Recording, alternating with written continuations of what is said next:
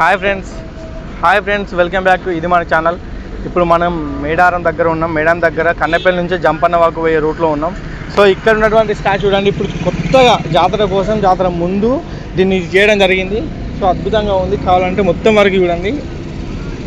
అన్నీ కూడా గిరిజన సాంప్రదాయాలు, ఈ ట్రైబల్కి సంబంధించినటువంటి ప్రతి ఒక్క విధి విధానాల గురించి కూడా దీన్ని పూర్తి వివరించే విధంగా, ఒక చరిత్రను మళ్ళీ కూడా వివరించే విధంగా దీన్ని నిర్మించడం జరిగింది. ఒకసారి దీని చుట్టూ అబ్జర్వేషన్ చేద్దాం, ఎంత బాగుందో చూద్దాం.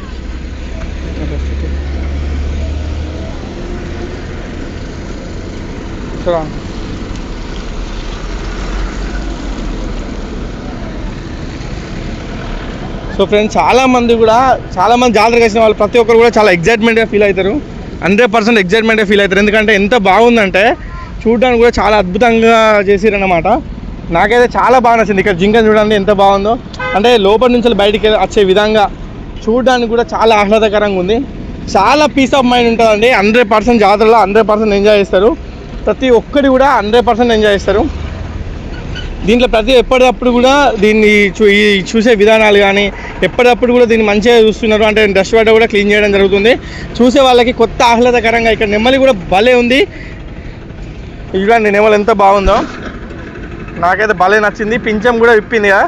అంటే అన్నీ కూడా ఇక్కడ ఉన్న చుట్టుపక్కల ఉన్నటువంటి గిరిజన సాంప్రదాయాలు, పక్షులని, చెట్టు పుట్టను పూజించే దైవాలుగా ఇవి గిరిజన సాంప్రదాయం ఉంటుంది. కాబట్టి ప్రతి ఒక్క చెట్టు పుట్టను కూడా దైవంగా భావిస్తారు ఇక్కడ వాళ్ళు. సో వనదేవతలైన సమ్మక్క సారలమ్మ జాతరకు వచ్చే ప్రతి ఒక్కరు కూడా ఈ గిరిజన సాంప్రదాయాలకు ప్రతీకలుగా, వాళ్ళ విధి విధానాలకు ప్రతీకలుగా కూడా మన అంటే మన చరిత్రలో ఉన్నటువంటి ప్రతి ఒక్కటి కూడా ఇప్పుడు అడ్వాన్స్గా చూపించే విధంగా చూపిస్తున్నారు. చాలా ఎగ్జైట్మెంట్గా ఫీల్ అవుతారు. అండ్ ఇక్కడ చూడండి, అడవి దుప్పులు కానీ, నెమ్మళ్ళు కానీ, జింకలు కానీ, వ్యవసాయం సంబంధించినటువంటి కానీ. ఇప్పుడు చూడండి, అక్కడ ఒక పెద్ద చెట్టు ఉంది. చెట్టు పుట్ట దైవాలుగా భావిస్తారు. కాబట్టి ఇక్కడ గిరిజనులు ఏదైనా కూడా చెట్టునే దైవంగా భావిస్తారు. అండ్ మీకు నైట్ పూట విజువల్స్ కూడా చాలా చాలా బాగుంటాయి. ఇక్కడ చూడండి, ఇంకా చాలా వరకు ఇక్కడ వరకు చూడండి. ఇది ఎక్కడ ఉన్నామంటే మనం డైరెక్ట్ అక్కడ చూపెట్టే రూట్ అటు నుంచి వచ్చేది మాత్రం మనం కన్నపల్లి నుంచి వెళ్ళి కాకుండా అటు నుంచి వెళ్ళి డైరెక్ట్ మనం కాటారం వచ్చే రూట్లో ఈ దగ్గరలో జంపన్న వాగు దగ్గరలో ఇటు సైడ్ చూపెడు. ఇక్కడ కన్నపల్లి రూట్ ఉంటుంది. అటు మధ్యలో కన్నపల్లి కమాన్ ఉంటుంది. ఆ కన్నపల్లి నుంచి రూట్ వచ్చే వాళ్ళకి మాత్రం ఖచ్చితంగా కనబడుతుంది. ఒకవేళ జంపన్న వాగు వచ్చిన వాళ్ళు ఎవరైనా కూడా మీరు జంపన్న వాగు దగ్గర స్నానం చేసిన తర్వాత కొంచెం దూరం వచ్చిరనుకోండి కన్నపల్లి పోయే రూట్లో 100% ఇది మీకు స్టాచ్యూ కనబడుతుంది. ఇది ఒక్కటే కాదు, ఇంకా మిగతా కూడా మొత్తం చూపిస్తాము. వీడియో ఎక్కడ కూడా స్కిప్ చేయకండి. ఎందుకంటే చాలా ఇప్పటివరకు మన ఇది మన ఛానల్లో ప్రతి ఒక్కరు కూడా ముందు వీడియోస్ మొన్ననే మేము బిఫోర్ మంత్ వచ్చినప్పుడు ఒక వీడియో పెట్టాము. చాలా వరకు రెస్పాన్స్ ఉంది. సో ఇప్పుడు ఏంటంటే జాతర, ఇప్పుడు మేము వచ్చిన డేట్కి జాతరకి మధ్య ఒక 10 రోజుల గ్యాపే, 10 days గ్యాప్ మాత్రమే ఉంది. అంటే 10 or 15 days గ్యాప్ అనుకోండి, అంత మించేది ఎక్కువ లేదు. ఈ గ్యాప్లో కూడా ఎంత అభివృద్ధి జరిగిందో చూడండి. అప్పుడైతే మేము వచ్చినప్పుడు అప్పుడే అన్నీ జరుగుతున్నాయని పర్ఫెక్ట్గా జరగలేదు. ఇప్పుడు మాత్రం సూపర్గా చూపిస్తున్నారు. సో ఇవన్నీ చాలా బాగున్నాయి. ఇంకా అక్కడ చూడండి, అమరవీరుల స్తూపం చూద్దాం రండి. అమరవీరుల స్తూపం చూడండి. ఒకప్పుడైతే అమరవీరుల స్తూపానికి అసలు అంటే ఎప్పుడు వచ్చినా కూడా అదే విధంగా ఉండేది. ఇప్పుడు మాత్రం దానికి సంబంధించినటువంటి ప్రతి ఒక్కటి కూడా హైలైట్ చేస్తున్నారు. చాలా చాలా అద్భుతంగా ఉంది. ఇంకా ఒకసారి వెళ్దాం మామూలుగా. మీరు లాస్ట్లో చూడండి, ఎక్కడ కూడా స్కిప్ చేయకండి. ఎందుకంటే మామూలుగా జాతర టైంలో ఎట్లుంటుంది ఏందనేది నేను ఒకసారి చూపిస్తాను మీకు. నాటుకోళ్ళు, ఇక్కడ నాటుకోళ్ళు కూడా ఉన్నాయి. నాటుకోళ్ళు చూద్దాం ఒకసారి ఎంత ఉన్నాయి, ఏంటిది, వాటి రేట్ ఎంత అనేది. ఎందుకంటే మనం అక్కడ పోతే మొత్తం తెల్ల కోళ్ళు, బైరన్ కోళ్ళు ఉంటాయి. ఇక్కడ నాటుకోళ్ళు, పుంజులు. అన్న ఎంత ఉన్నాయి అన్న కేజీ? ఇప్పుడు ఒక 500. అంటే మీరు చూపండి నాకు, మామూలుగా చెప్పండి. కేజీ 500. జాతర టైంలో ఎంత ఉంటుంది చెప్పలేమన్నా. అంటే ఇప్పుడు ప్రజెంట్ ఉన్న వాటికైతే 500. అప్పుడు ఎక్కువనే ఉంటుంది కొంచెం జాతర. అంటే ఓన్లీ ఇవే తీసుకొస్తారా? ఇంకా దీని తర్వాత మళ్ళీ అంటే ఇవే వస్తాయి? బైరన్ కోళ్ళు అవి ఏం కాదు. నాటుకోళ్ళు దొరకాలంటే మాత్రం జంపన్న వాగు నుంచి వెళ్ళి ఇటు కన్నపల్లి వేరే రూట్లు వస్తే మీకు నాటుకోళ్ళు ఉంటాయి కంపల్సరీ. నాటుకోళ్ళు ఏదైనా కానీ, పుంజులు కూడా ఉన్నాయన్న? ఇవన్నీ పుంజులేనా? పెట్రోల్ తక్కువ. వీటి రెండింటికి పెట్టలకి పుంజులకు సేమ్ రేటా అన్న, డిఫరెంటా? ఏదైనా ఒక రేటు. అంటే ఒకవేళ మీరు కట్ చేసి ఇస్తే ఎంత తీసుకుంటారు? 100 రూపాయలు డ్రెస్సింగ్. అంది. ఒక కోడి ఎన్ని కిలోలు దిగుతా అన్న? 2 నుంచి 3 మధ్యలో. 2 నుంచి 3 మధ్యలో. కేజీకి 500 అంటే ఒకటి వేసినా 1500 ఆగిపోతుంది. అయినా బయట కూడా అంతే, మీరేం పెద్ద రేట్లు ఏం పెంచుతలేరు కానీ అక్కడక్కడ రేట్లే. జాతర టైంలో ఏమైనా ఉంటే అటు ఇటు పెంచవచ్చు. ఎందుకంటే అంత దూరం వీళ్ళకి ట్రావెల్ ఖర్చులు అవి కావాలి కాబట్టి కంపల్సరీ ఉంటాయి. వీటికి రోజు దానా అంటే సపరేట్ అవేనా మక్కలు అవేనా? ఫీడే. ఇప్పుడు ఇంతమంది లక్ష మంది దాకా వస్తున్నారు కదా, ఏమన్నా గిరాక్ అవుతుందా మంచిగా? ఇప్పటికైతే ఇంకేం మూవ్మెంట్ స్టార్ట్ ఇంకేం కాలే. ఇంకొంచెం స్టార్ట్ అయితే మీకు ఆదివారం కొద్దిగా పర్లేదు. ఆదివారం అప్పుడు హాలిడేస్ టైం కాబట్టి. ఇప్పుడు సంక్రాంతి హాలిడేస్ ఉంటాయి. సంక్రాంతి చుట్టూ కొంచెం డౌన్ అవుతుందేమో కానీ తర్వాత ఊపుంటాయి. కానీ వీటి మధ్యలో అంటే ఇప్పుడు బైరంకులు ఉంటాయి కదా, ఈ మధ్యలో ఏమన్నా అవి డిసీజ్లు వచ్చి అవి అవుతాయి కదా, వీటికి అట్లా ఏమన్నా ఉంటుందా? వీటికి ఏమి ఉండదు, బాయిలర్ కొత్తది కానీ దీనికి రఫ్ అండ్ టఫ్. ఇక మీకైతే లాస్ అనేది ఉండదు అది ఎక్కువ వరకు. అయితే ఇప్పటివరకు ఎన్ని కోళ్ళు తెచ్చిరన్న మొత్తం? ఇప్పుడు 500 కోళ్ళు తెచ్చు. మొత్తం 500 కోళ్ళు.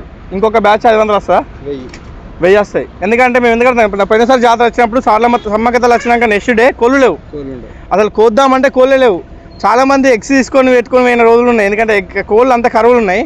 కానీ మీరు నాటుకోళ్ళు అంటే మరి అప్పటివరకు అంతే అన్న మళ్ళీ కంటిన్యూగా ఫామ్ నుంచి మనం ఒక 2000 టార్గెట్ అనుకున్నాం, మన చేతనైంది 100% అవుతుంది అన్న. దాని తర్వాత కూడా ఇంకా మీరు ఏవాళ్ళని మేము కోరుకుంటున్నా. థ్యాంక్ యూ అన్న, థ్యాంక్ యూ.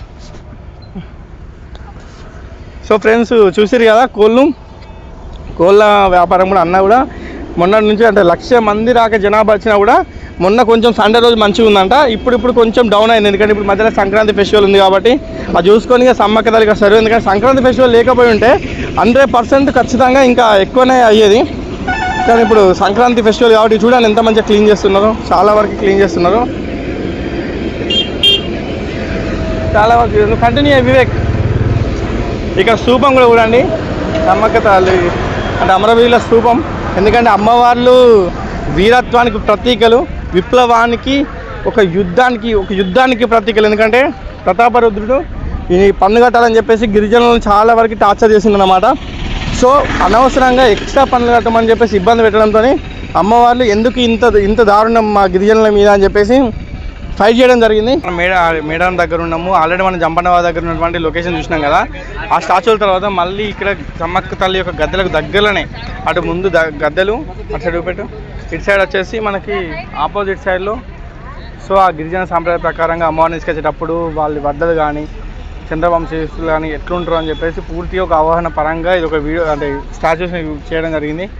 ఇంత బాగుంది. అక్కడ పైడిద్దరాజు తర్వాత ఇక్కడ అమ్మవారి సమ్మక్క సార్లమ్మ తీసుకొచ్చేటువంటి విధి విధానాలు, తర్వాత కోయ గిరిజన సాంప్రదాయాలు ప్రత్యేకించి మనకి ఇక్కడ కనబడతాయి.